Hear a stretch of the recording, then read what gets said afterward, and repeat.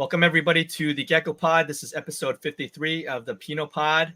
We have Andrew Pino from White Tank Exotics with us today. We are a podcast for the gecko community where we talk about the hobby and the business of breeding geckos. My name is Harry at Zero's Geckos, and we have our boy AJD Reptiles, and Andrew. You're actually AJP Reptiles, right? That's true. That's true. AJP, yeah. We got the double Andrews today in the house. Yeah. It's an Andrew takeover in here, so yeah. Similar emails, AJP, just different numbers. Yeah. How you guys doing? You guys good? Yeah, man. Yeah. Good, man. Good to be here finally. Yeah, we've been trying to get you on here for a few months. I know you were busy working and saving the world with your journeyman lineman work. Yeah, man, just my job is during the summer months is just super excruciating busy. 7 days a week. We work, 14 days in a row, 15-hour days, get 1 day off in between there. And so I didn't want to commit to you guys and have to decommit. So I just, was telling Harry like, hey, right now is not the time. Reach back out to me in the winter time is usually when it slows down, and let's make it happen. And we made it happen. We're here. Yep. That's awesome. I was chatting with you before, Andrew, like last year, through DMs and whatever. And then I finally met you at Flora Fauna in person. And you were super chill, man. I was behind AJ's table, and you came up, and I was like, "Hey, that's Andrew. What's up?" Yeah. And I bought a shirt from you and Brian. Yeah. And big part of this community. This is something totally new for me coming in here, and so I knew I needed to get out and start meeting people and stop hiding, behind the text message and stuff like that. And so me and my wife, Robin, we always wanted to do, go to shows and Tinley and venues and stuff like that. But usually my work schedule or something is always come in the way. So I didn't have anything scheduled that week of Flora Fauna. So me and the wife made a little trip out of it and flew out there and then stayed a few days in the city and yeah, it was a good time. Yeah, that's awesome. I think I met your wife, but then I forgot, and then I had to ask you again. Yeah. This is the greatest story. Harry was like, I haven't met your wife, Andrew, and he goes, yeah, you have. And it was the best. Yeah. So shout out to Robin. I'm sorry. Hello. Yeah. She knows everybody's name. Yeah. We'll see her again, and we'll probably see you in Cali sometime, huh? You're gonna miss Pomona this time, but we'll see you in Flora Fauna in Anaheim. I guess that's the next one. Correct. So. Yeah. So and hopefully some East Coast trips when you guys do some get-togethers. Like I just missed Gabby's get together. We were gonna go out for that, and then I had a work thing. So all good, man. So we'll figure some time out to. We'll have an East Coast hangout for sure. Yeah. I'll be. I think I'll be going to North Carolina twice for. My family lives in Fayetteville, and so I'll be out there twice next year around June, July time. Okay. Visiting. Yeah. So. Yeah. That'll be nice. We'll hang out if you're available. We'll do it. Yeah, for sure. We'll be chill. Yeah. Yeah, I feel like with Flora Fauna, I hear, Harry, you always talk about meeting people at Flora Fauna, the second one. And I'm like, man, I'm looking forward to the next one because it's just, one of these things where there's so many people where I had met Andrew in passing in Vegas, but it was brief. So I missed out on the hangout up in New York. So next time we'll do that. Yeah, I hear the next Flora Fauna there's gonna be even more people. A lot of my gosh. Yeah, great, man. It'll be fun. Yeah. And I'll be vending. I'll be bringing some a little bit of animals up. Hopefully we vend next to each other. We're at tables next to each other. I'm vending too. AJ's vending too. So Gabby, put us together, or Morgan. Yeah, I hope there's some super Dalmatian people out there, because I got a ton of really nice super Dals. Hopefully you don't sell too much, and then you have to the second day you have to lower prices, and that's when I'll buy from you. Yeah. I'll get the discount price. Harry wants the deals, the local hookup. Wheel and deal.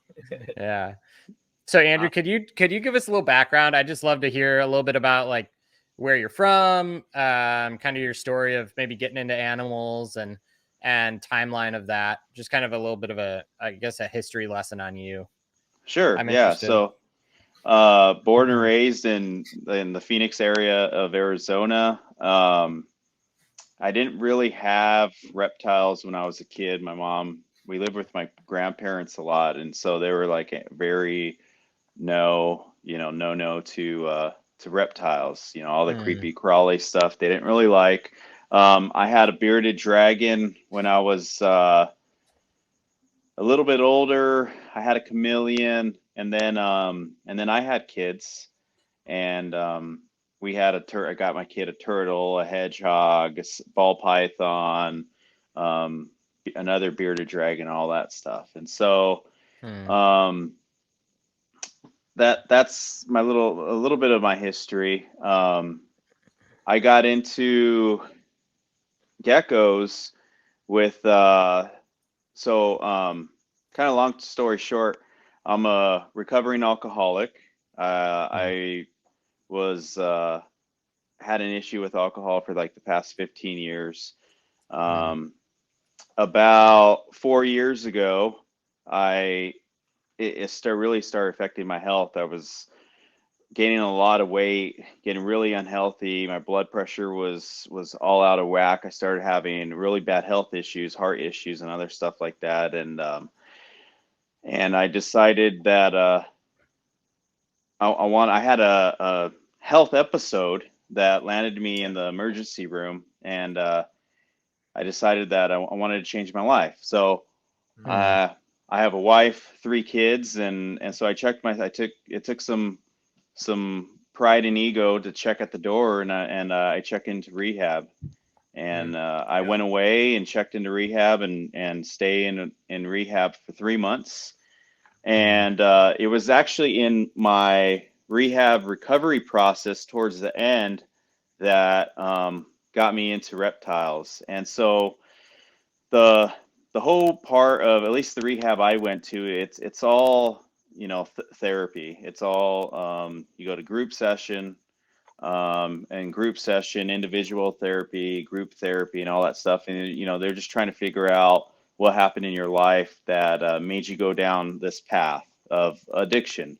And there's all sorts of people there, from all walks of life, right? Rich people, poor people, all ethnic people are all there. And so towards the end of my 3 months there, I was starting to break away from group therapy. I was transitioning from being at the center to home. And so I was staying at home during the weekends, and then going back and staying during the week, and doing more individual therapy.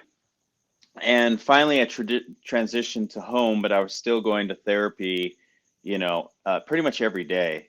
And one of the therapists, part of the therapy that I was going to, we found out that like I didn't really take care of myself. I worried about everybody else. I worried about, everybody else before me. And we got into somehow like, what do I do for myself? Is there anything that I take care of, whether it's a car, a pet? What do I have that's just mine, not a family dog or anything like that? Because I was like, oh, we got dogs, and they're like, well, that's not yours, that's the family. And so the therapist recommended like, hey, what about a pet? Part of this therapy was to basically, let's find you a pet that obviously you and your family are okay with. Take this pet on and it's only your responsibility. You need to take care of it, and so knowing me, I talked to my wife, and she was like, yeah, that's fine, whatever you need to do, part of your process of healing and recovery. And I started looking into different types of pets. I knew if I was going to find a pet, I wanted something that wasn't going to bore me out. So, you know, there was your general pet store, you know, bearded dragons, leopard geckos, and stuff like that. Nothing wrong with them, but I was just like, I had no interest. I figure I would get those, and then I would lose interest real quick. And so, excuse me. And so, I started looking up like rare just pets, and I came across frogs first. Yeah. And pixie frogs, right? And so I came across pixie frogs, the African bullfrogs, and I started seeing them on YouTube, and I was like, man, those are you see all the videos of them yeah. eating mice? Yeah, yeah, yeah. They're eating mice and chickens, and they're putting them together. And so I was like, you know, that's cool. I've never seen that before, heard of it, you know, having a frog, you know. And so started doing some research, found some at a local pet store, went and I bought one, and then and then I ended up with 2, and then 3, and then 4. And the next thing you know, I got like 4 pixie frogs, and then I'm like, well, these colors are kind of boring. They're just green, and so yeah, brown and green, and so then I saw Pac-Man frogs, and I'm like, man, I want some Pac-Man frogs, and so I ended up with, you know, I wanted a green Pac-Man frog, and albino Pac-Man frog, and the next thing you know, I had 4 Pac-Man frogs. So now I have 4 pixie frogs and 4 Pac-Man frogs, and I've never kept anything like that before. But I you know, and that's what started the downward spiral into the hobby. And so I had those. I was taking care of them, and then they get to be a little bit of work, because they, you know, they drink and urinate in the water, and they soak in the water, and so you're changing water out every single day, and you're feeding them live insects, especially when pixie frogs are little. They're fun, just like any other pet is fun, and then when they grow up, yeah, there we go. And next thing you know, they became a little bit too much. And so I started looking into something else, maybe a little bit different. And my wife actually came across, like, what about like geckos? Geckos are kind of in right now, because I wasn't a big Instagram person, and she was. And so she's like, geckos are in. And I was like, what the hell is what's a gecko? I know there's leopard geckos. I'm like, what? There's other types of geckos. And so I rehomed the frogs, and I started looking into, and so this is COVID year. So right? you didn't even try to breed the frogs? No. Okay. I had no ambition for breeding or anything like that. So this is COVID year, and I started looking into rare exotic geckos. And so I came across the satanic leaf-tail geckos, and the Euryplatus fantasticus. And so I started looking more into those, started doing more research, started YouTubing, and there wasn't a lot of research or anything on there, and like you couldn't find them. And so I was like, that's what I want to do. Like it's hard, it's rare. That's what I want to take care of. Yeah, so there's one right there, a female that we have here. And so I started reaching out. I found Yvette Strand, and then Dre Morales, and Lawrence Erickson, and started, emailing all of them and talking to them and getting as much information as I can on the Fantasticus. And this was COVID year. And COVID year. It was like 2020? 2020, yeah. Okay. And so that's what I wanted to do. I started looking how you needed, started hearing that people were saying you can't keep them in Arizona. They're too hard to keep. And I started going around to different pet shops, and I actually found one pet shop in Arizona that had some. And wow. Yeah. Like and so pet shop? Yeah, like one local pet shop. Yep. Oh, that's awesome. And yeah. No. Man, what's the pet shop? He's a good guy. He does a lot of the local shows. They're sick.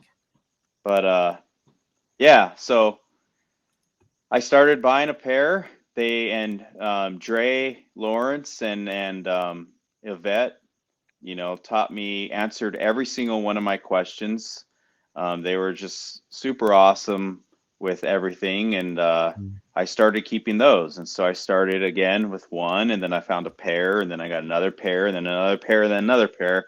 And once they were old enough to breed, I started producing some and having baby and having success with them. So that's kind of just curious. Like I'm not super familiar with kind of the pricing and these things. Are they similar to Cresteds in terms of there's the variety of Fantasticus, right? No, not really. You have a few like reds, grays, some browns. Those are kind of like your normal colors, and then you're starting to get some with like some we call it like the Lichten spotting.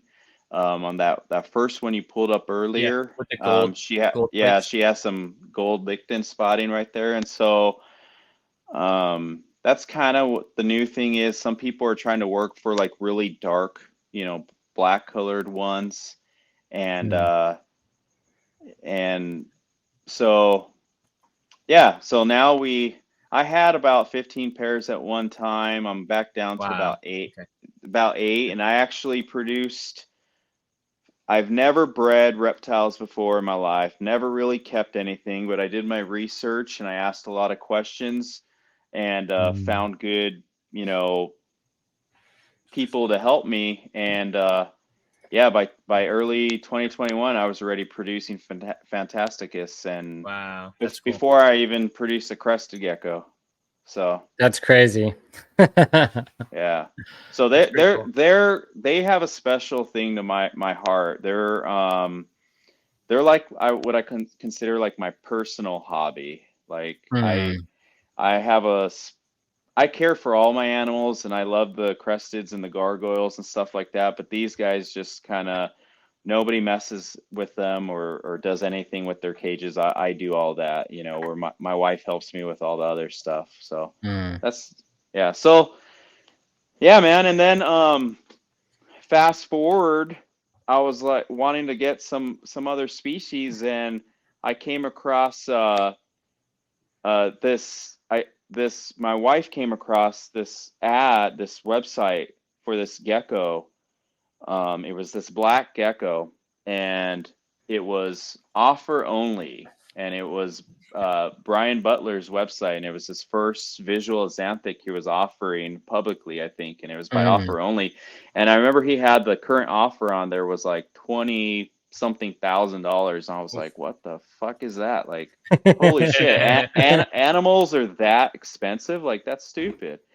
And so started looking, and then I found Crested Geckos, and then I found Gargoyles and all that stuff, and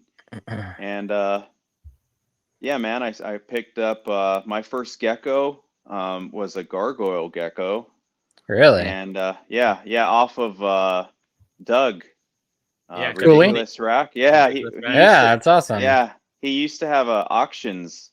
Yeah. And yeah, this is like 2021. No, that one's from Rob Hannison.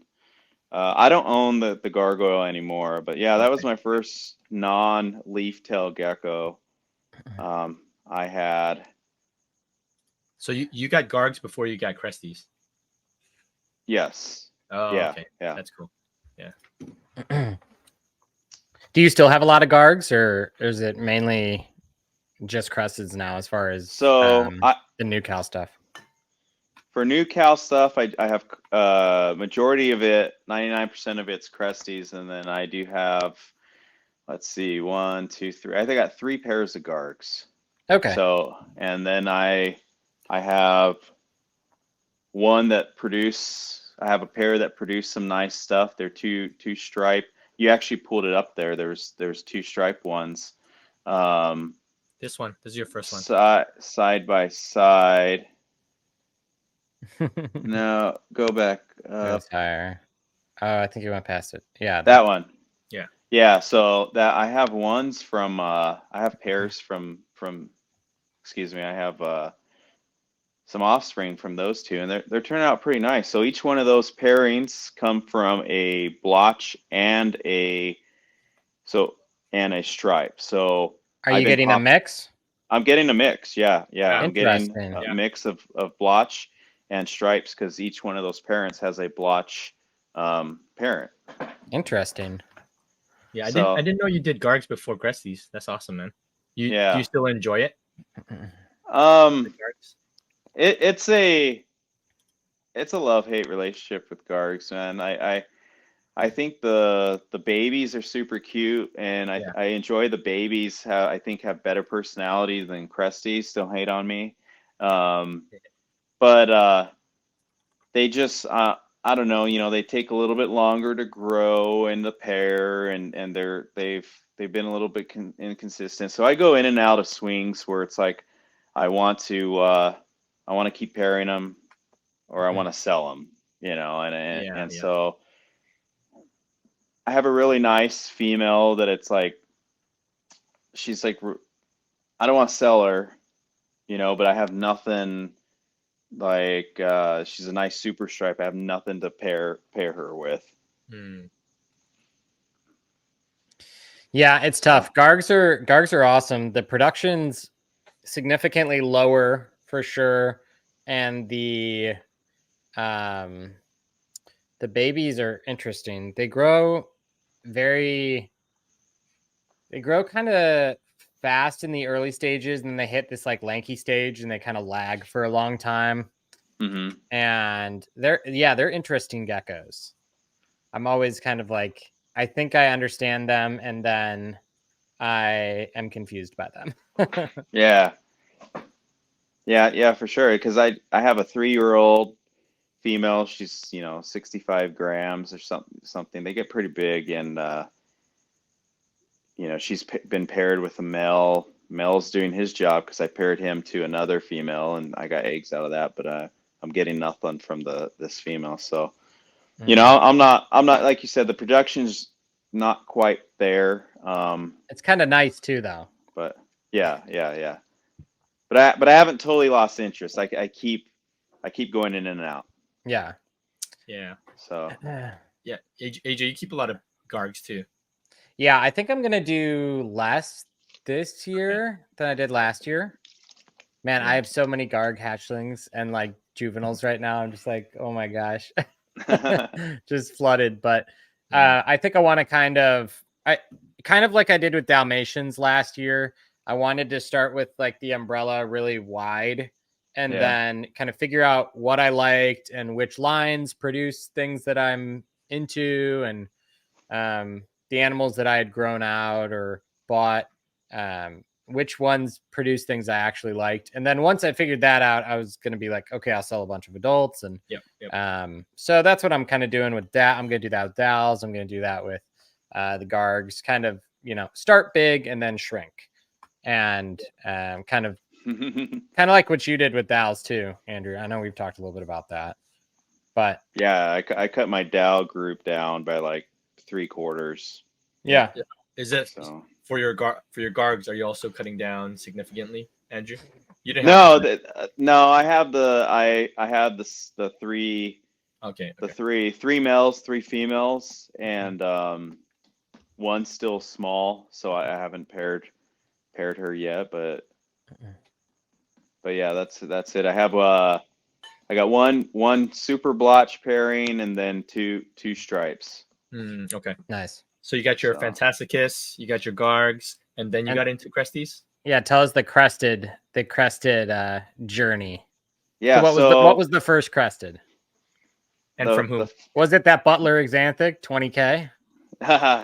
Yeah. No, at that point, at that point, I was like, dude, whoever pays that much for an animal is dumb. And so, and here we are paying tens of thousands. Yeah. That's us, bro. Wait, Andrew, who was first in line at Vegas to buy a hat from Butler? Who was that? Yeah, I think it was you. No, it wasn't me. Yeah. You guys were trying to jump the line there. We were trying to flex our celebrity status to get in. Do you know who I am? Yeah, and no, so Crested Geckos, I started looking into that, and then I saw Lily White. Lily White was like the top thing, and so my first Crested Gecko was a Lily White right there from Chase over at Zen Gex. Do you still have this one? I still do. Yeah, her name is Pearl. Yeah, she looks really good. Nice. Awesome. So but I got promoted on Unique Dog Worldwide right here. I did. Yeah. You have to. You got to promote it on Unique Dog Worldwide. I haven't gotten one of these for a while. Like, promote it on. Yeah. There's no love. Where's the love from these guys? Where you at? Your photos weren't good enough, Harry. They didn't want you to promote it. I'm not popular enough. Yeah, that's my first one right there. Nice. Because I was like, you got to get a Lily White, and I wanted something nice, and I was looking around, and I liked the quality of animals that Chase was doing at that time, and still does, and I was like, hey, I need to get a Lily White, and then my second Crested Gecko was another Lily White, so. So you learned from your initial time with the frogs, where you're like, I know I'm gonna want the cool ones. Yeah, I'm gonna want the color morphs. So you just started off with it right away once you got man Crested. So that's just I guess that's just my personality. Whenever I get into something, whether it's working, I used to work on cars or ATVs or boats or whatever, like I always had to soup up the car. I always had to, have the best stuff. And so I knew whatever I got into, I needed to find the nicest stuff and have the best stuff. And I still, at that point, I didn't think anything about breeding. It didn't even cross the mind. When I came in at COVID time, I never heard of this like COVID money that everybody talks about. I just knew, I was like, damn, this shit's expensive. And I was just buying it. I think that Lily was like a low end Lily he was selling for like $1,200 or something like that. And I thought I got a good deal, Yeah. So. I remember when we first talked to Brian Hu, I remember him saying that too. Like, he saw the prices and we're like, holy cow, these things are expensive. Yeah. Because he hadn't seen them in a while, Crested Geckos, and you thought that too, Harry. Like, your first one, you bought like a basic one for like what was it, like $200 or $300 or something? I bought I bought one for like $1,200. No, what was your first one though? You bought like a pet store one. Yeah, it was a flame dowel that I sold. It was $185, and I was like, man, this is expensive. So I went to the pet store, and then there was some options, some $100 ones, some $120 ones. I was like, oh, I'm gonna get a nice one, right? And it's a $185 one. It was tiny. Little did I know it was a POS, and yeah, I was like, why is this so expensive? Like $185, but here we are. Man, this thing's not only a flame, it's also a Dalmatian. So yeah, right. Premium. Flame Super Dal. Pos Super Dal. You got two. You got two right there. Yeah. I know, man. Dang, it was amazing. Starting out hot. So you got the Lily Whites, and then what was kind of the shift in your mind where you went, all right, I'm gonna get a bunch of these things and I want to breed them? What was the turning point for that?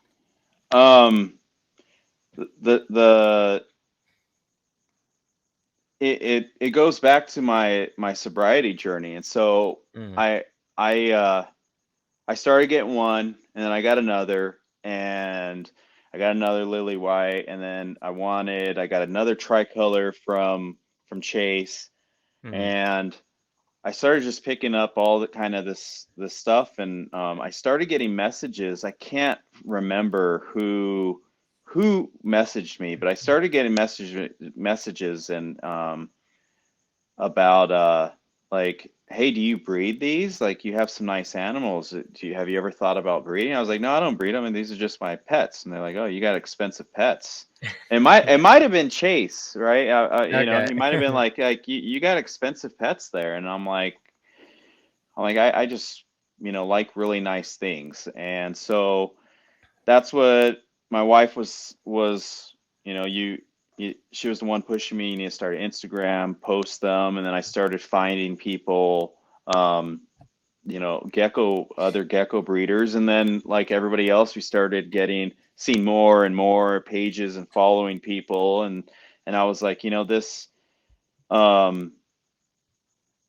whenever I had like, so after I got out of rehab for the next like 6 months, it was still a struggle getting over, you know, cravings and stuff like that. And so whenever I had a tough time dealing with those cravings and those demons inside, I would go and play with the geckos, clean their tubs, just do anything with them. And I was, you know, with one or two, it's like, oh, you're done in 10 minutes. I need something to pass. I need something to pass my time for hours, because that's when I drank, was at night. I worked during the day, drank at night. And so, so I ended up, next thing you know, I had, you know, 10. I found Dalmatians. I fell in love with Dalmatians and super Dals and all that stuff. And I wanted to be like the Dalmatian king. And started buying Dalmatians left and right and from everywhere. And I was like, you know, I want to start breeding these and growing these up and make this a full-time hobby.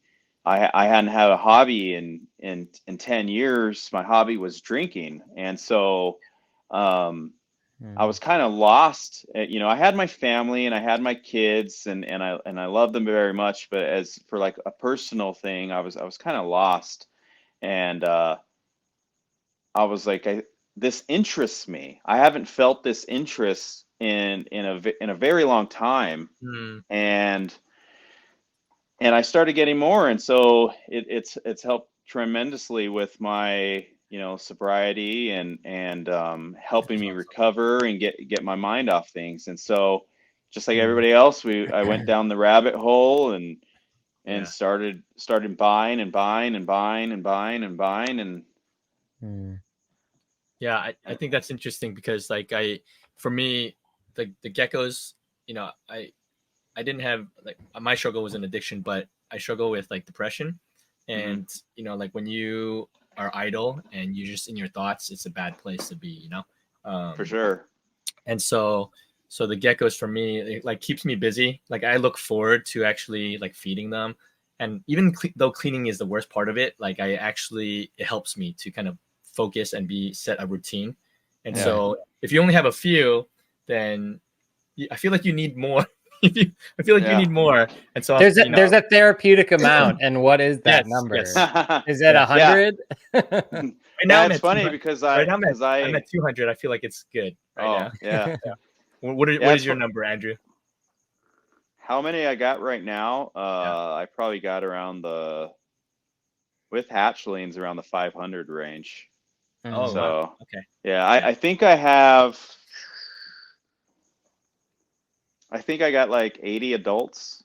Okay. Somewhere around there. A few, Yeah, and you know, I'm not doing it for like a whole bunch of money. This was purely, of course, you know, we all do it for money, but this was purely started out as just a passion, you know, hobby thing.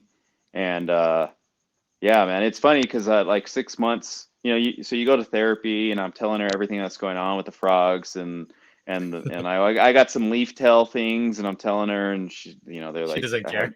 I don't know what you're talking about.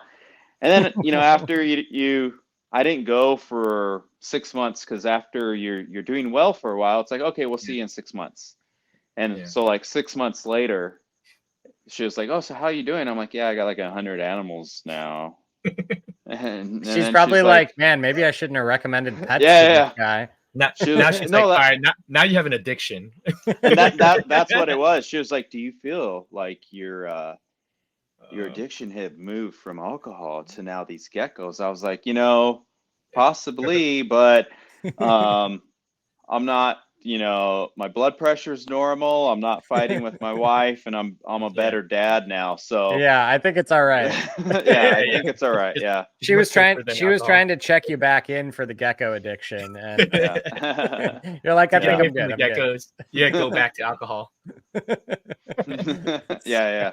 Well, that's awesome though. It's really good to hear that the geckos have been a good source of, life for you, right? It's giving you back kind of your life and your family, and correct.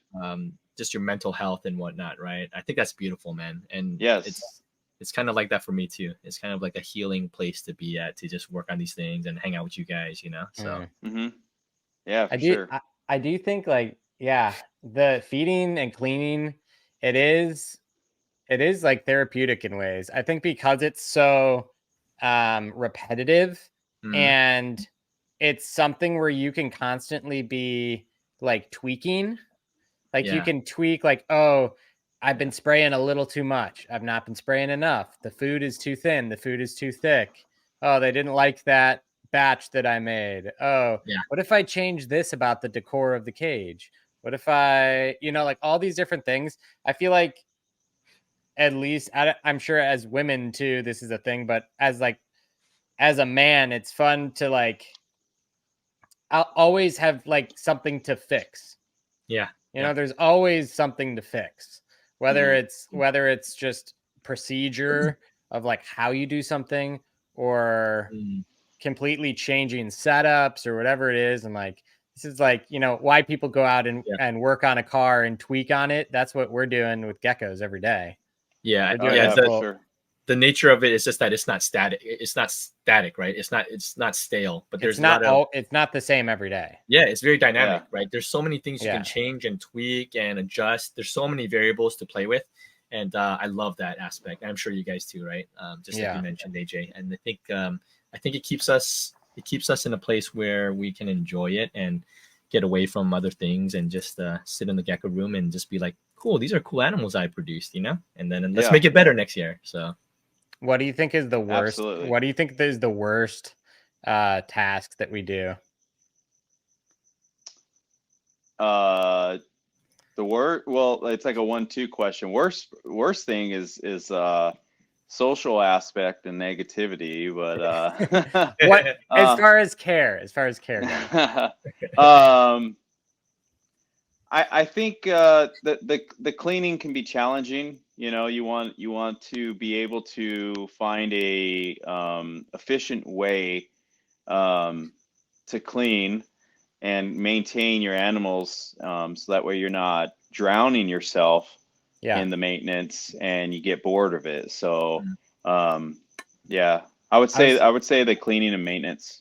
I don't know if I think I've talked with Harry about this before. I don't know if you've experienced this, Pino, but when I do cleaning, I realize that, say you could 100% clean a cage, right? Say like you clean it to like absolutely spotless, like brand new. To clean it 95% takes, say, 3 minutes. To get it like 95%, but to get it 100% takes 10 minutes. The last 5% takes 3 times as long. Yeah, don't waste time. So do you guys, like, have you found a medium where it's like, okay, I'm not doing 100% every cleaning. I'm doing 90, 95, and then every X amount of cleanings, they get the deep clean. Is that what you guys have kind of settled into? Because that's what I do.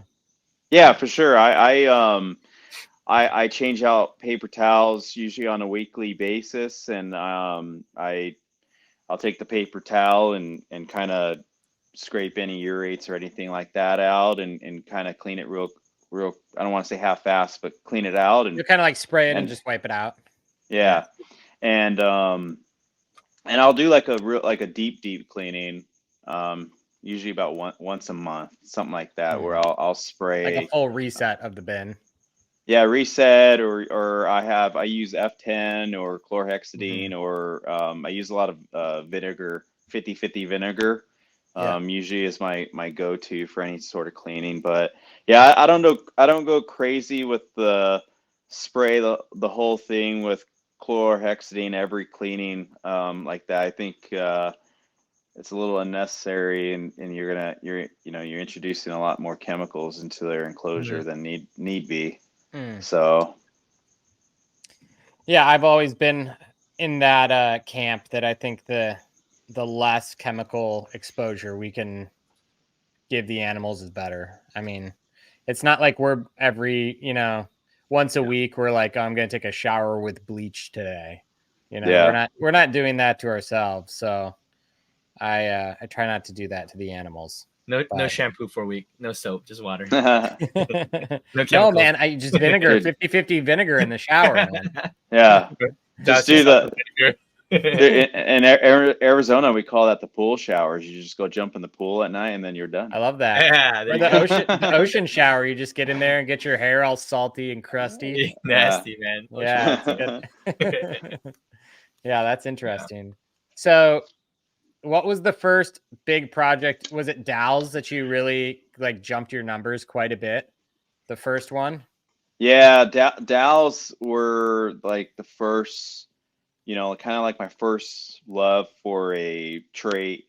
And and I wanted to make, super spotty DALs. And at that time there was the Francescas, the Mr. Spotties, the Damn Daniels, and that was pretty much like those were the top three contenders, in the Dow world. And so I was like, I have the means to do that and the will to do that. And so that's what I wanted to do. I started reaching out to, different Dow breeders. I brought DALs in from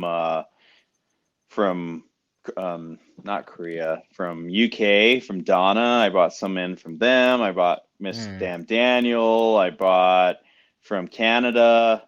And Death Star, nice. Death Star. That's from Kenny and Sam.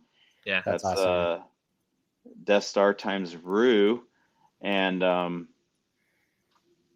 so I wanted a big diversity of Dalmatians, and like you had said, and see what breeds the best. And I bred them the last time. That's a Francesca kid right there.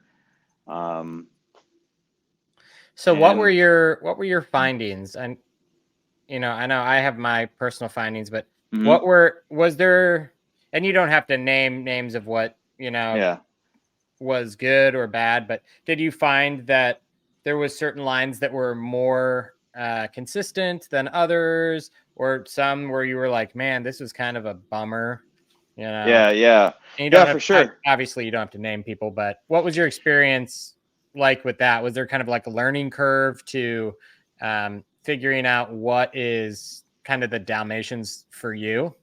Correct. The ones that you liked? Yeah, for sure. So, I think I paired 25 Dow pairs this past season, and wow. and I had about half the season before. And so one thing I can say is super spotty times super spotty do not make super spotty. That's one thing that What's the percentage? They don't ever, or they don't always? They don't always, right? Okay, so they do sometimes. So like my most super spottiest male, I got them at 2 grams, raised them up. I paired them to 5 different females, 5 different lineages, all great lineages. And I think I got like maybe 2 or 3 that were kind of like, those are nice, one. That's crazy. Out of like 50 offspring, yeah, you got like 2 or 3. 2 or 3. I paired a real super spotty male to a Mr. Spotty times Francesca kind of offspring. That's their lineage that it came down to. Like their grandparents is Mr. Spotty and Francesca, and none of those kids had nothing. And so, wow. It's weird. Not always are you going to get the spottiest animals with getting the most spottiest parents. And so my most spottiest parents comes from that Death Star female to a Donna male. So from Crimson Cresties. Yeah. They're a Chia animal times a Crimson animal was your best friend. Death Star times Rue. Oh, sorry, not Chia. Yeah. Death Star times Rue. Rue is the Death Star. Rue is a I think Kenny owns her. Okay, I don't think they bred her in a few years, but Mickey is my Crimson Cresty male. Okay. And that he's been a solid male. He looks pretty nice. He has a good amount of spots, but that's been a solid male, and that I wasn't expecting that from him. So, yeah, Dalmatians, man, they kind of hurt my brain when I think about them. I just don't know. I don't think we have them totally figured out as to what's going on with them, because it's not always A plus B equals C. Correct. Yeah. I mean, do you have any hypothesis as to what's going on with the inconsistency in being able to replicate? Man, I would just say,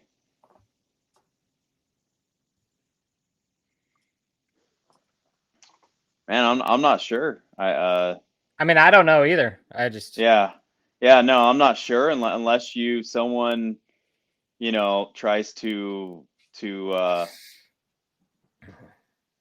line breed Brack or something like that, and see if the gene from a kid paired back to the parents, and you can double stack that. But I'm not sure how to replicate that, because I haven't gotten no consistency. Even the Mickey and the what's her name? Her name is Raven. Most of the kids are nice, and big ink spots, but it's nothing that I would consider like super stellar. Yeah. So something I probably mentioned this before, but Gabby's animal, Lockjaw Gary. Yeah. So she paired that to a yellow female that I put over there on loan that had no spots but had a really good base color. And I'm like, oh, this will be good. We'll get like some transfer, and that animal had big head structure, like 10 offspring, none had Dalmatian spots. That's so crazy. Yeah. Out of that male who is loaded. Correct. And I was just like, it broke my brain. We wholesaled them all. Yeah. I think we power houred them on auction. We just like sold them for like $50 a piece, because it was like, sure, that I didn't have the time to be like, I'm going to raise these up and, prove out if it's a recessive Dalmatian gene. I was just like, man, this is breaking my brain. I don't have time for this. Yeah, for sure. Yeah, my spottiest pairing, they didn't which go down or go back down? Right. No, go back up. She's yellow right there. No. This one? No, in the center? That one. Yeah. This is your spottiest female? This is a Chester. That's my spottiest male. And so that's the one from Tiki's? That's from David, yeah. And so I paired him to that kind of Mr. Spotty times Francesca offspring that I got from Canada, and she is super spotty as well. She's somewhere on my feed, but yeah, they didn't.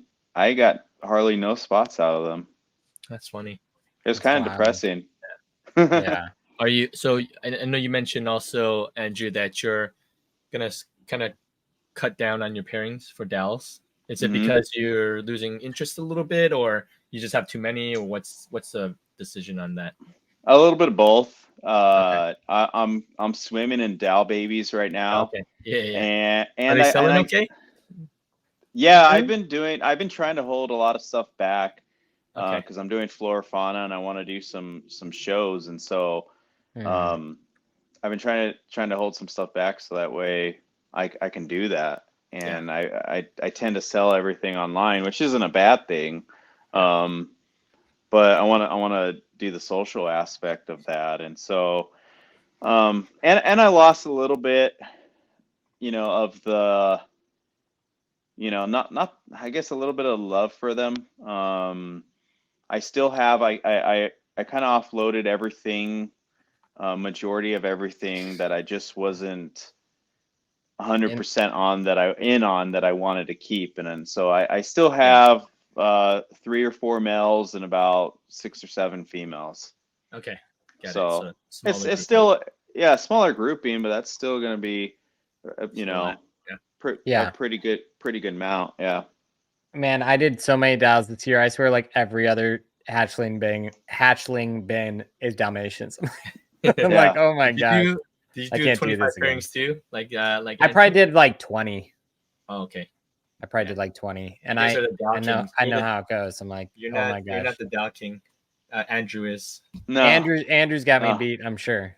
Yeah, I've been trying to do like some Dalmatian packs, and they've been selling, and I think people that have been picking them up and you have nice stuff for sure, man. Like whatever offspring you have in those mystery packs are still amazing. I'm sure.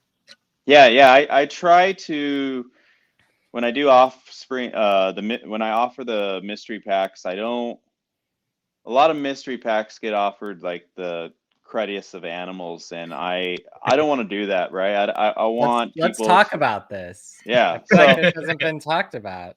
I mean, it's true, right? So people, there's a big trend of mystery boxes right now. Yeah, people usually, in just my humble opinion, I've bought in mystery boxes before, and you usually get the bottom of the barrel stuff, and then you get something, and I know it's a win-win for the breeder. The breeder offloads, you get a whole bunch of animals at a discounted rate. But it feels like when you get something that it's like, that you don't feel that maybe even one animal or a couple animals is worth what you paid, it kind of gets a sour taste in your mouth. And and then you start talking, and then people talk like, oh, mystery boxes suck. And so that's what I didn't want to do. And so I try to give out the youngest offspring, so that way it's a true mystery box, unsexed animal. Don't lie, man. It's 5 males in there. You sex them. Don't lie. I don't. 5 males. They're all tailless. They all have a freaking kinked tail.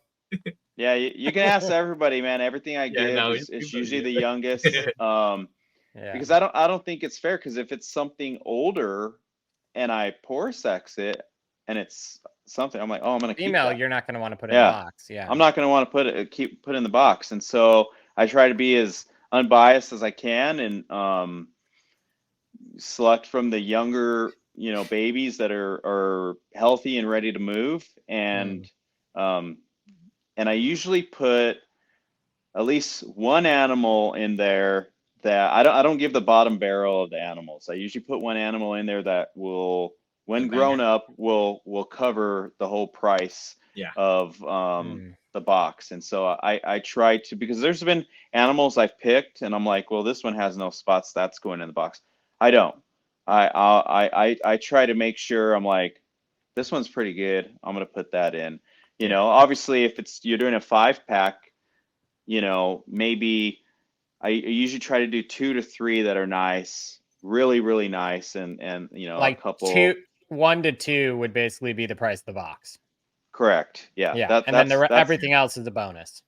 Yeah. Cause I don't offer mystery packs that much. And so when I offer them, I want people to be happy and pleased when they get them. And so Do you guys that's think me. That's good. I understand the aspect of a mystery box, but I personally, as a new breeder, coming in, like I would never buy a mystery pack because I want to know what's in my stuff. But especially now where you're at, Harry.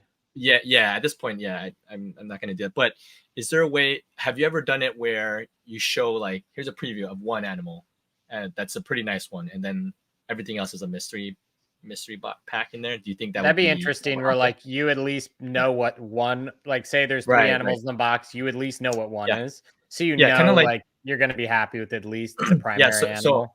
So I used to collect comics and cards. Then collect comics and cards, and then sometimes you'll be like, you're guaranteed like a hologram in there at the for this pack, and then so that you're going to get something nice, and then the rest maybe you're going to hit something, maybe not, and so that's an interesting concept.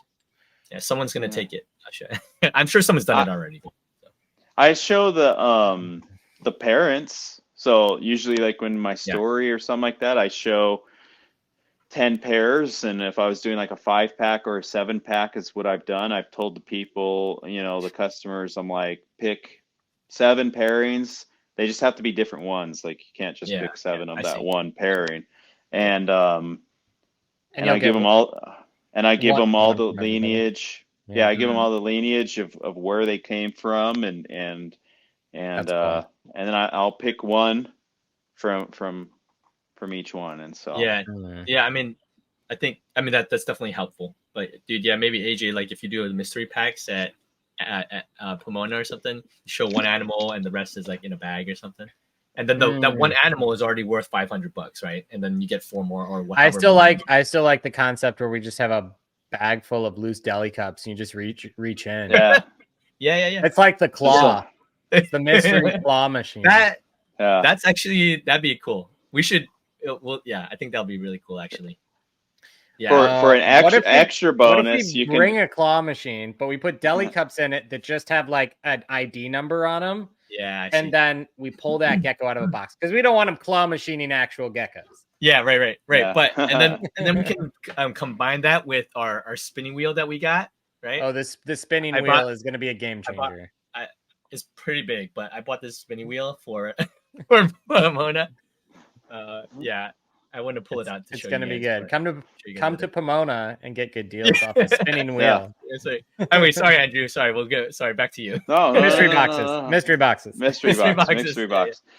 Mystery box. So I think people, if they, I think they should they definitely, put some value in their mystery box. Cause like for me, I don't have a big collection. And so I only keep like 1 or 2 holdbacks and then the rest fly. So whether I put, and the rest might be really nice. I just don't want to keep more than 1 or 2 holdbacks. And so those will go in mystery boxes. Those will go, I'll either grow out and sell later. And so you've done pretty well with the mystery boxes. Have you sold them all out?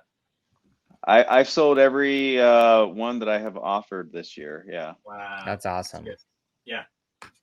That's so good, I think there has to be a middle ground. There has to be something in it for the buyer. And then there has to be something in it for the breeder, right? There's got to be a balance. There's got to be a balance of both. Yeah, it should be breeder, probably. I was just gonna say it should probably be weighted more customer heavy for sure, though. Correct. Yeah. Because as a breeder, why are you doing mystery boxes or mystery packs? I think it's you're trying to move volume and create room, and so that's But you also want the consumer to be able to purchase and be happy with that. Yeah. There's a way to do it. I think there's a way to do it. I think the way that it's currently being done is, I wouldn't do the way that I see it being done out there primarily. I would never do that. I just think that, having like, roll up to a show, $200 random box, you open it up and it's like some tailless male. Yeah. Because if you're the person that receives that box, right? Are you ever going to want to come and buy from that breeder again? I wouldn't. Yeah. Because I'd feel like they just scammed me. Yeah. I feel like people need to think more on the side of buyers. I think, like sometimes we think of ways where we can just dump animals, and I think that's the wrong way to approach it. Like we can't absolutely. As you're dumping animals, you're also losing customers. Yeah, it really puts a sour taste in people, future customers that will keep coming back. And I think it's a bad move for lazy. For us to do that. Yeah, I think so. Yeah, because you might lose a little bit, the breeder might lose a little bit, on the mystery box, but that I've had somebody that bought a mystery box, and if he watching this, you know who you are. The next mystery pack I offered, he bought like 2 of them. Yeah.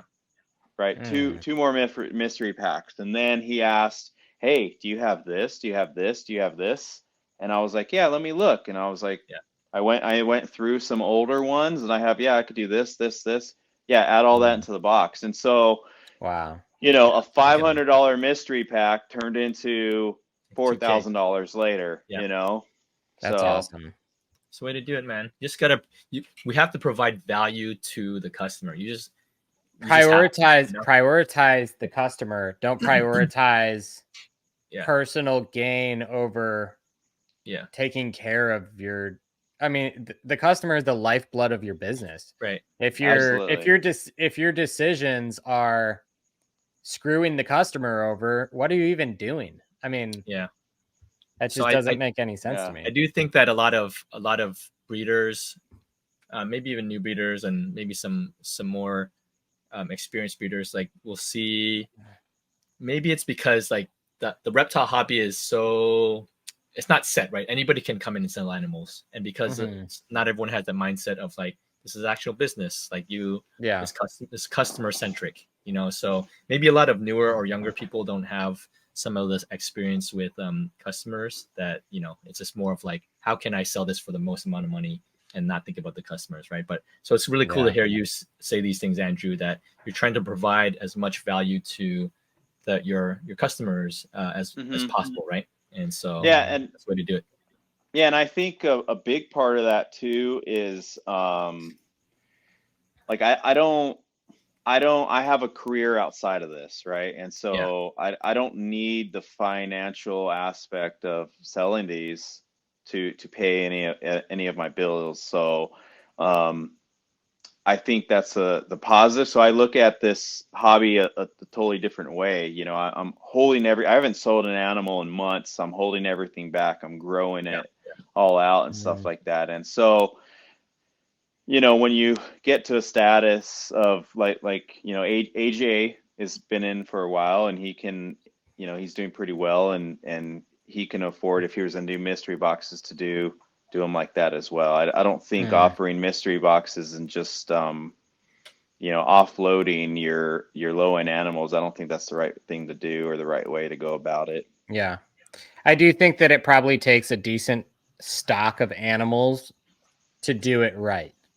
Yes, that's what I was getting at. You probably need a good stock, a decent backlog of animals to be able to pull from, to make sure that everyone is getting good value. Agreed. So this goes back to buying like quality stock as opposed to just like random things. But like Andrew, I know we were talking a little bit earlier. We were chatting on the phone and whatnot, and then we were talking about, and you too, AJ. I think we were talking about how some people have kind of lost that passion for animals and geckos, maybe, and then Andrew and I were chatting about how maybe it's because they came in during that COVID and Korean craze where they're selling animals like hotcakes, right? Yeah. And then Andrew and we came in during COVID, but we didn't sell during that craze. You never got to sell during that craze. Correct. And so for us, we're just grinding. Like it's just another day for us. We're like, all right, how can we continue to make amazing stuff and sell, just to sell, So I feel like, do you feel like that has helped you to not be, I guess, unfazed by the market kind of going down? Oh Andrew, yeah, Andrew sure. or me? Yeah, for you, for both of you guys. Yeah. Andrew or Andrew? AJ Andrew, or Andrew. AJ? You're both AJs. Man, I'll tell you. I sold geckos. There's been like a few periods I've sold geckos in. I sold them right when I started. It was like 2000. I was starting to sell like 2006, 2007, and then 2008 financial crisis hit. Right. And then it sucked to sell for years. It was like brutal, the pricing was terrible, and who wants to buy geckos when they're getting foreclosed on their house, It's like, it was just a brutal time in the economy, and then after that it was kind of just like low and recovering, and then like I would say there was a first wave of Korea hit like 2015. It was like first wave Korea buys, and then the second wave Korea buys was like that, like 2020 2021. But I don't know, me personally, I feel like the normal for me was the pre-Korea stuff. Like I remember in 2015, I swear every full pinstripe I hatched out, I could get $600 for it. Like literally out of the egg, it's a full pinstripe, $600 to Korea. And granted, I had I think I had like 10 pairings in 2014 or 2015. I was continually improving the stuff, but I didn't have many animals. So but I don't know. Now it just feels normal to me. It just feels like what I actually remembered the majority of the time in the hobby being like. Right. Like I remember going, like, I think you asked me this, Harry, like, back in the day, did you ever go to shows and sell nothing? I was like, yeah, that happened to me multiple times, where I would like go to a mid-size show, bring like 75, 100 animals and sell 0. So maybe that's why. And that was before COVID, before Korea. Yeah. And it was hard then too.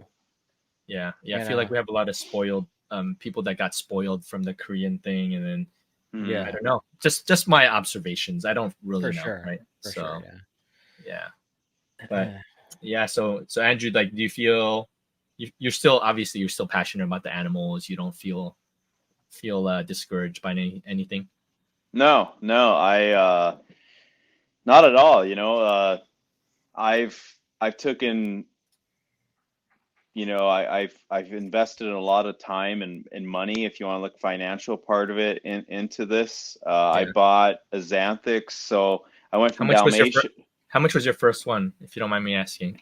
I bought my first one. It was $6,500. All right, this is the one, right? Yep, that was it, and that was like I like your caption. That was actually that was. I like her comment below too. It was like 20, it was like $20. She commented on it. Yeah, that's Robin right there. Awesome. Robin's the best. Yeah, so I like this one. Yeah, I had seen I started looking into axanthics, and this is like really before they really started taking off. And I thought about hets, and I was like, really to make it happen, you need a visual. And I bought a visual, and that project didn't work out, but that's another story. But so I got real heavy into the axanthics, and had some lily whites. What's your axanthic grouping now? What are your pairings?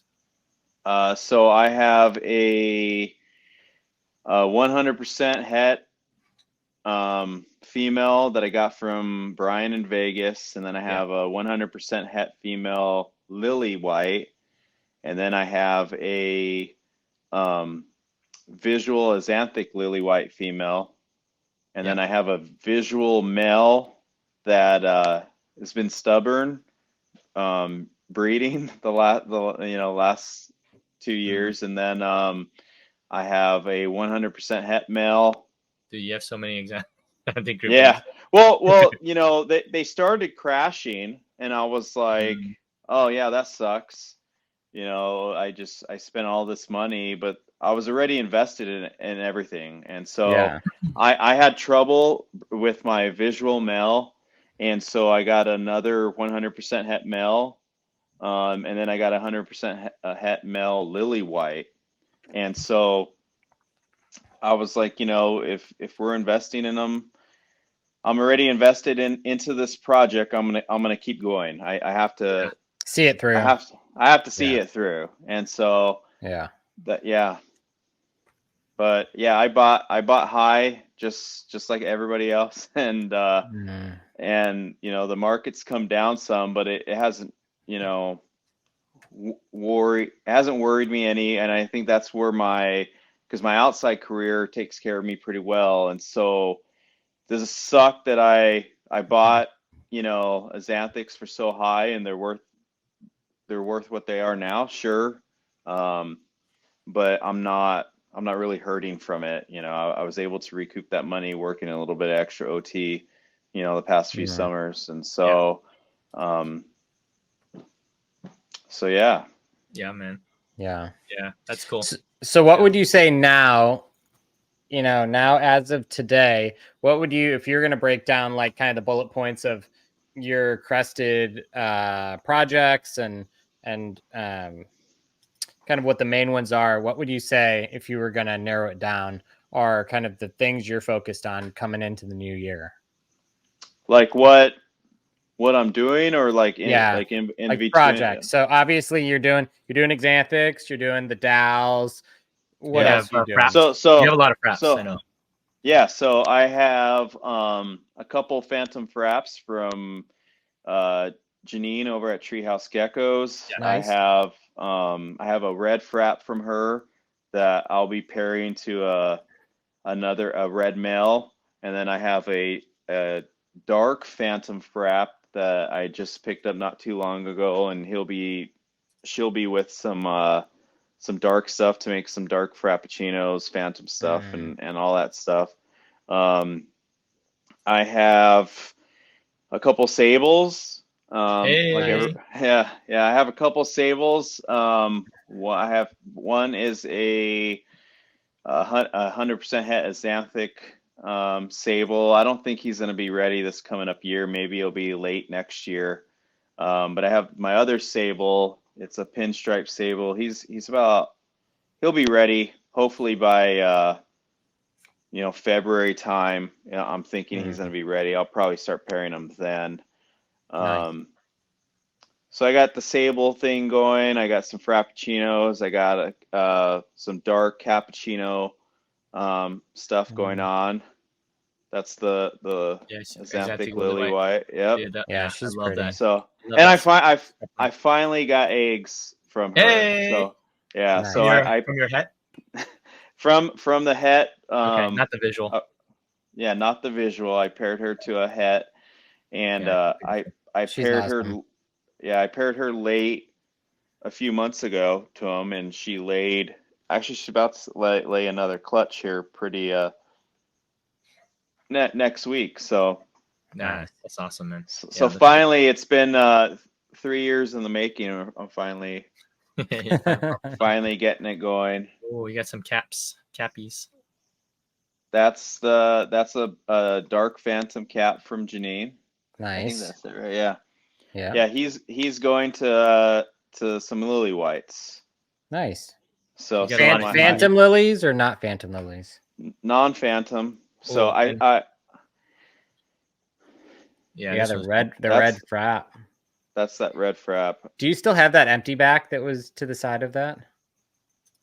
Yes. Yeah. Yeah, that's Jack's. So I have he's cool. That's another I totally forgot about the empty back stuff. Yeah, that's another big project that I got into. as you're in this for a while, you kind of figure out what you like, right? And I like dark stuff. I like dark. I like black. Yep. And don't get me wrong, I still have a few tricolor stuff, but yeah, when I started figuring out about the super empty backs and the super stripes and stuff like that, I fell in love with those, and so I got some. Do you still have Viper? Stuff. No, I have a bunch of Viper's offspring, but I let him go. Okay. Oh, because I love his head fringe. Yeah, I got him from AC, and then I brought in some super stripe / empty back stuff from Europe, kind of to replace him. The spot. Okay. So yeah, he has a few spots. Yeah, he's cool though. Ooh, lots of darks. Awesome. So empty back, axanthic, cap, frap, Dalmatian. Anything else? Dark phantoms that are not cap or frap. I have a 1.2 of a dark phantom non-cap group going. Okay. Dark phantom non-cap. Okay. And a couple tricolor pairs. So I got Emily Burke girl going this year. I got one from Brett and Gabby that's going to be going this year. And then I have one, her name's Vixen, that I have some offspring from her now, from a male I have called R2D2. Yeah, so, I'm waiting for some. So yeah, so try a little bit of everything. Yeah, but you're dabbling in like the main things. Yeah. Yeah, that's awesome. What's the thing you're most excited about? Is it the cap project, like the frap stuff?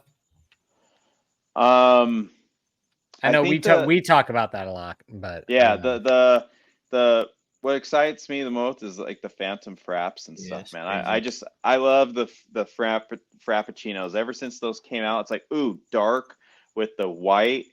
It's like that's just I fell in love with that. So I love the frappuccinos and the phantom fraps and all that stuff. And so you got some crazy super stripes. Yeah, that's one I brought in from Europe. Oh, okay. So that's a female. The one before, it's kind of they're in the reel, they're kind of sharing. But so I brought him in to replace Viper. So he'll be going this season as well. Nice. Your videos, by the way, are really crispy. Like they're so clean. Every time I post mine, even at 4K, it's all grainy. Like I don't know how to fix it. Don't post them in 4K.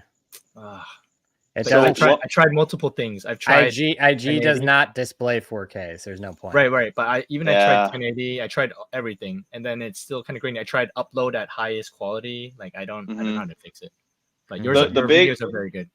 The biggest thing I recommend is upload speed. Make sure you're on like a nice Wi-Fi when you're uploading, because if you're not on a good Wi-Fi, it's gonna upload crappy. And then Instagram, they'll upload great and they'll be good for like a month, and then you go back to like then you go back like this 3 months ago, and it's like blurry and hazy and trying to save server space. Yeah, I see it. So they're trying to Okay, I got you. Here, RTD2, right? Yeah. Those are some of these babies. I'm excited to see what you bring to Flora-Fauna. Oh, yeah, Dalmatians. Oh, come on. You're going to have other stuff. You need one of these. You'll need one of these wheels. Dalmatian. Yeah. And it's just going to be, what do you win? Dalmatian. It's every slot's a Dalmatian. Every slot. Dalmatian 1, Dalmatian 2. Yeah. That's so funny. Double Dalmatian, triple Dalmatian. That's so interesting. Cool. Yeah. So it'll be exciting to see you vending Flora-Fauna. Yeah. We'll be vending alongside you. Yeah, for sure. I think it'll be a good time. That's a cap right there, that baby. Is that right? Yeah, that's a cap that came out of that phantom cap. And yeah, that's cool. So I'll have a few of those Tuxline cappuccinos. I'm happy hatching out some dark black phantom caps. How many of those did you get? You pop out of that pairing? So I got 6, 2, 4. I got 6 babies so far, and 3 have been caps. I haven't really posted them yet. I did in the Discord, Gecko Pod Discord. That's where you'll see behind the stuff. Yeah. So yeah, I paired those 2, and that's cool. I'm getting some really nice pinning Harlequin stuff for caps. That one turned really white on the sides and on the pinstripe. So interesting. I was wanting to let it go, but then I'm like, man, this is too nice. I can't let it go. That's cool. Yeah, I'm excited for all the new cap stuff that's going to pop out this year. I feel like now that people actually, I don't know, maybe have like generation 2, generation 3 cap stuff to work into their high end animals. I think we'll see some really cool stuff this year. Agreed. Yeah. I think we'll see some caps we've never seen. I like what people are doing with the caps for sure. Like it's some really cool stuff, you know. We have like some orange caps, you know, from Ralph, Crested Spectrum. We have, I mean, Don makes some of those. I love the variety and the creativity that people are kind of going into. Is there something for you, Andrew, like that you're specifically trying to work towards in terms of traits and looks for the various morphs that you have or various projects, or what? Yeah, do you have intention? Just off mind, like my empty back stuff. I'm trying to add a lot of the super empty backs that you see out there have a lot of tangerine in the pinning and on the head fringe, and I'm trying to get the tangerine out. I don't want the tangerine out. I want white. I want it white, like cream white. And so I've started that. I have I paired that super empty back jacks to a female I have. And so him, and Camilla right there. Yeah. So she was possible het super stripe, and I paired jacks to her, and I didn't get any super empty backs or super stripes out of that, but I obviously made a whole bunch of hets. Yeah. And she passed a lot of that white light creamy stuff to the offspring. Yeah. And so nice. So I think that's I'll keep back a couple of those. I'll let some of those go. They're really nice offspring. They kind of look like the mom there. And so that's what I'm doing with the empty back stuff. I kind of want the tangerine out, put white in. Yeah. That's good, man. That's smart. I like that. A lot of it is not white, so that's smart. Yeah, see, like that's tangerine. Yeah. You know, I don't. So you I don't care. All that out. Yeah. I mean, I love the Gecko. He's great and all that stuff. But that's just something I'm trying to change up a little bit. Who's he from? Where do you get him from? That one's from AJD Reptiles. Oh, it is from AC. It's like full on. Very. The back is nice, man. It's almost fully covered. Super soft or whatever they call it these days. So visual super visual soft scale. No. Homozygous soft scale. Homozygous soft scale. Correct. Yeah. I'm confused by the terms now. And then I want to add more white on the dark black phantom fraps. So that's something else that I'm kind of shooting for. Yeah. Dang, you breed your geckos in a shoebox? What are you doing, bro? Well, you're canceled. You're canceled by this video. I'm canceled. He don't do nothing anyways. He just stands there. He's friend zoned. Mm-hmm. He's friend zoned by all the geckos. He's just looking. They're just hanging out right there. I wasn't trying to pair him. He's getting the Netflix, but no chill. Yeah. That's funny, man. That's cool. Yeah. Oh, that's funny. sorry. Yeah, I'm excited for all your projects. I think. Yeah, it's super exciting, man. I will say I admire ever since I like learned about you and your collection. I know I've said this to Harry. I'm like, yeah, I've always thought that you are doing things the way I wish a lot of people would do it. Yeah, which is focusing Thank on you. quality, focusing on getting the best things you can find, even if it takes a little bit of patience. Like I know that you, for a while, I remember you telling me like, I really want to find XYZ, and you didn't buy it for months and months and months, and then you found it, you bought it. Yeah. But like Correct. you didn't compromise. Like you were waiting, and you knew what you wanted. And Correct. Yeah. once it was available, you grabbed it. You know. Yeah. Like thinking about something unique about you, Andrew. I think is like not only like as you said, you have like some of the best stuff. You have a lot of patience in looking for this stuff, but I think it's not your main source of income, so you're able to kind of fund it via whatever your job is, right? But for new breeders, Correct. what would you say if they didn't have that that funnel of that source of income? What is the best way to go about to do what you're doing, maybe on a smaller scale? Like, what would you suggest to people? I mean, I would save up. I see a lot of people now that just buy whatever because they want to start pairing. Yeah. They want to start making babies. I mean, I would just save up what money you can and get the best animal, highest quality animal that you can. Yeah. And don't look at it as a timetable, because we all know, look at the market from last year. We all know that the market can change from last year to this year. So don't think like I need to get this now and breed it now. I mean, the market can change. And so I would save up what money I have and buy the best quality animal I could afford at that time. Right. Like, sorry, cut you off. You know what that made me think of? Wouldn't it be awesome if we all like this is a challenge. We have like a $5,000 challenge. $5,000 start from scratch. You can't use anything in your collection. That would be fun. I'd like to do that.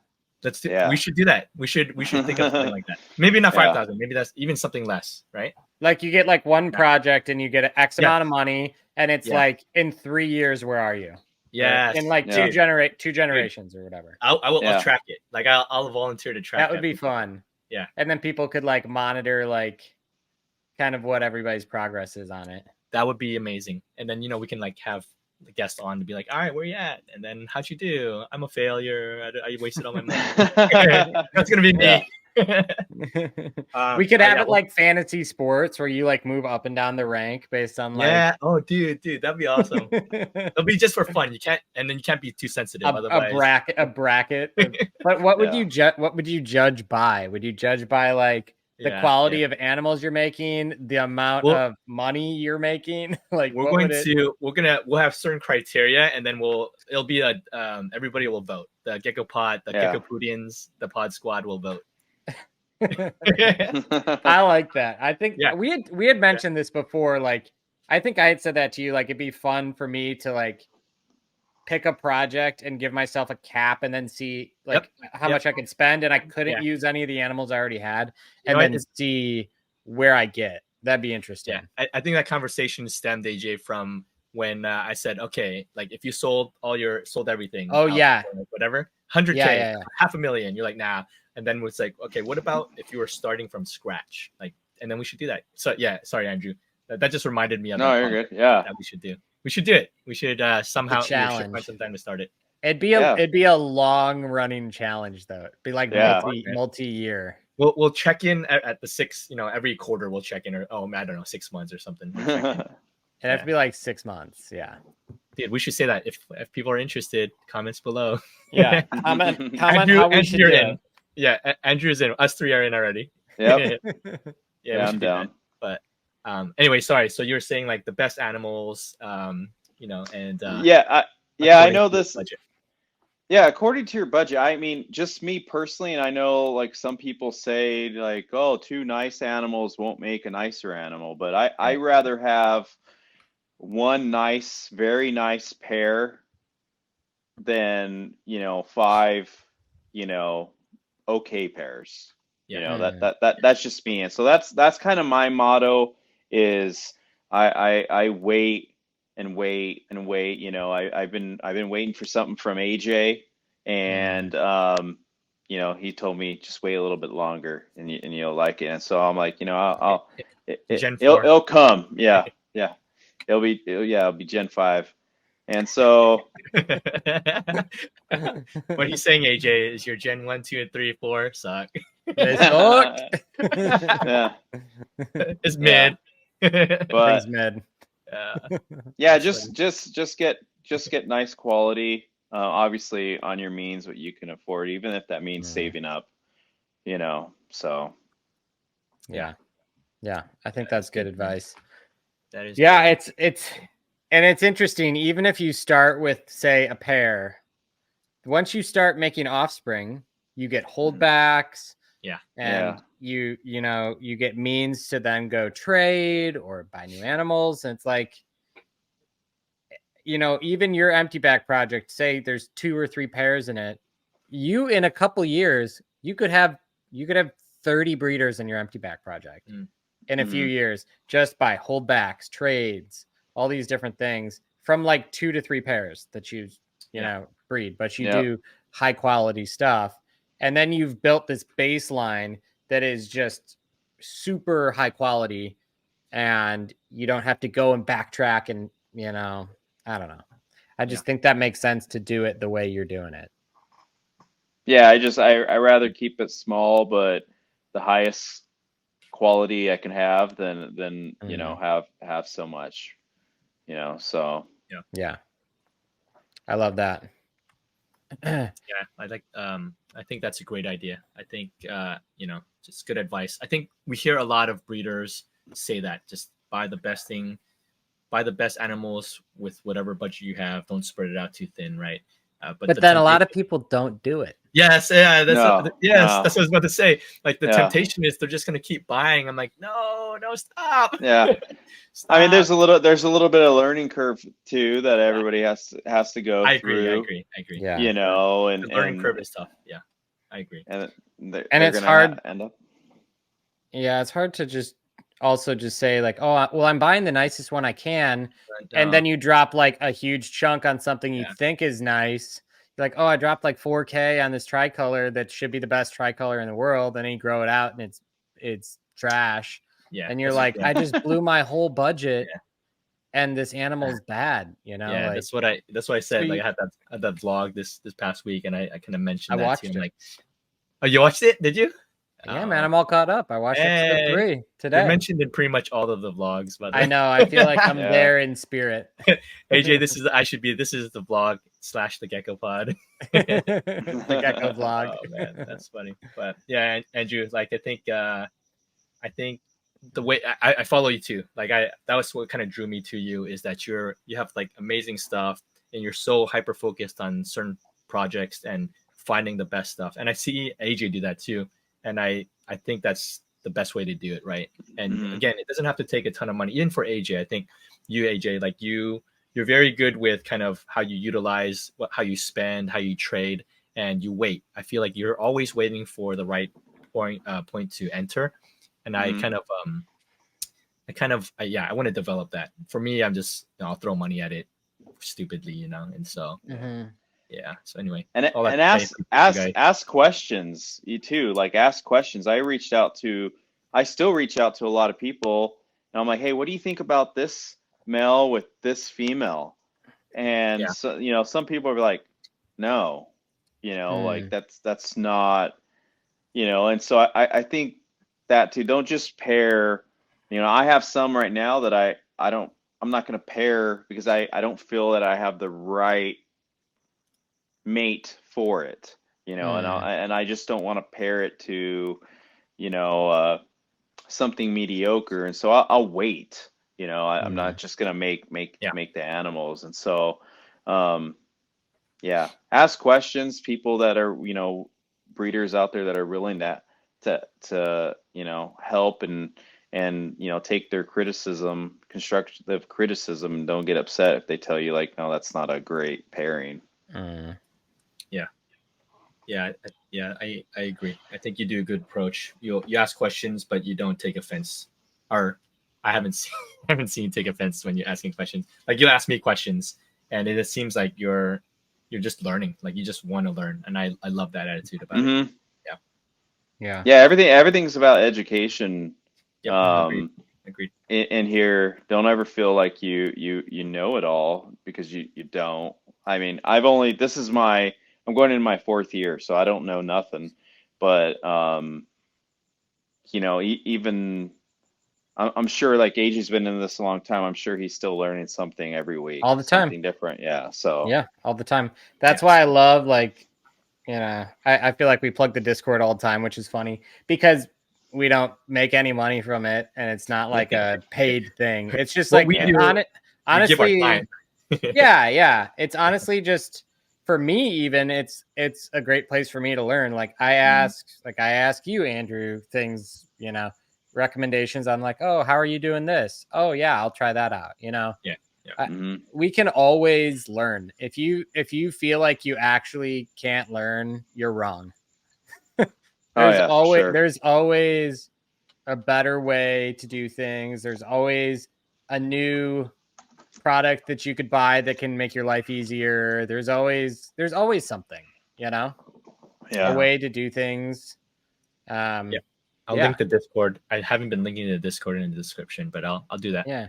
I just think that community and education and keeping, like, even the best, I think about, this is like a dumb thing, but like my dentist that I go to, he prides himself on being like, each year they have to do, I'll make something up, they have to do 20 hours of education a year, to kind of keep their license or whatever. And he does 200 plus hours a year of like continuing education, because he wants to be like on the cutting edge. He wants to be like the best dentist he can be, and I think that that's something we can learn, is like not doing the bare minimum and just saying, well, I went to school, I did my homework. And we need to continually be learning, because things are continually changing.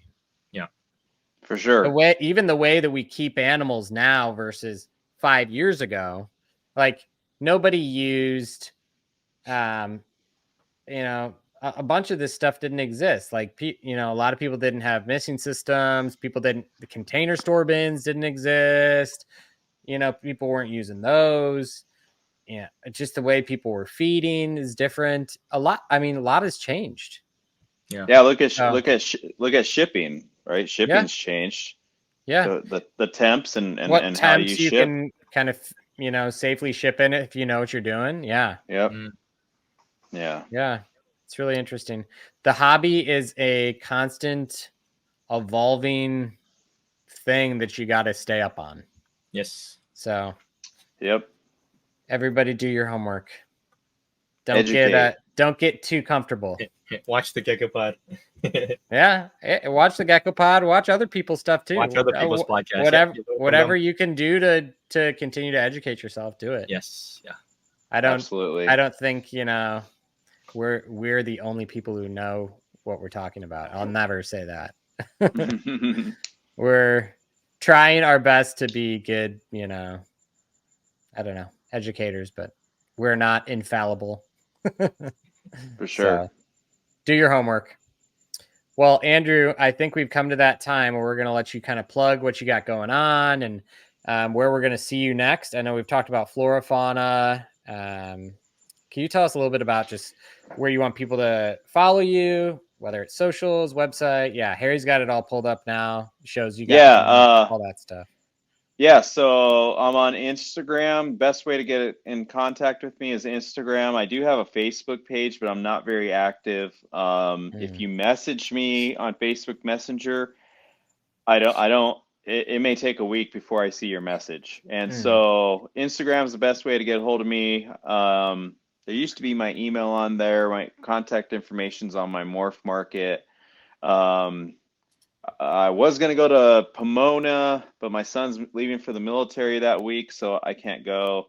So I'm thinking we'll miss you there. Yeah, either the March Phoenix Reptile Expo. I may be attending, but I'll be at Flora Fauna vending and then trying to do the Anaheim show. Heck yeah, dude. Vending. So we should vend. Yeah, we'll vend together. You should vend. Yeah. That should be a good time. We'll add you to the crew. Yeah. That'd be fun. Yeah, man. And there's just one thing I want to say, you know, if anybody's still out there, you know, struggling with addiction or anything like that, that there is help. I'm the biggest, you know, pride macho man there is, and I had to kick my pride to the door and ask for help, and that's okay. And so if anybody's still out there watching this and you're struggling and you don't know, you can reach out to me. I'm always down to talk sobriety and stuff like that, and tell you the way I got sober. I'm on like 1,100 days or something like that now, you know, sober and awesome. Completely sober. I don't chew, I don't smoke, I don't drink, nothing like that. And so, yeah, man, that's it. That's beautiful. Yeah. Yep. Yeah. Well, we appreciate you, Andrew. I think, it's been a long time coming. It's been a long time coming. Yeah. It's good. We'll have you on. We'll have you on again sometime. Maybe do some round table stuff or some chats. For sure. But yeah, we'll see you. Yeah, AJ and I will see you at Flora Fauna. AJ and I will be vending again Pomona January 7th to 8th. That's in California. So AJ will be flying out. Yep. We'll have we'll have a bunch of tables and we'll have a good display. We'll have a ton of animals. We'll have our wheel. We'll have our spin wheel. The spin wheel. And we're gonna do like different either like discounts on it and or free animals. So you could like win free animals on the wheel too. So when you buy an animal, you get to spin the wheel and you might just, you know, get money off your animal you just bought. You might get another animal for free. I'll buy a couple extra hoodies and then you could win a hoodie and some t-shirts. So with every animal purchase, they get a spin? That's what we're thinking. That's the plan. Yeah. So 10 animals, you get 10 spins, and then you can get 10 more animals. Well, if they win, it's possible. Yeah. That would take some serious luck to get the free animal on every spin now. But it'll be fun. I think it'll be exciting to see everybody. I know there are a few other breeders that are vending. We'll catch up with everybody. Tiki's, David will be there. If you come to Pomona, you have to at least come say hi, because some people they will DM us later and be like, "Hey, we saw you guys. So good to see you guys," but they don't come say hi. That is make sure you come and say hi and take a picture. Introduce yourself. Yeah, because we don't know what everyone looks like. No, we barely know what anybody looks like in person. Like we just know your names on Instagram. Yeah. So say hi. I'm Andrew from White Tank Exotics.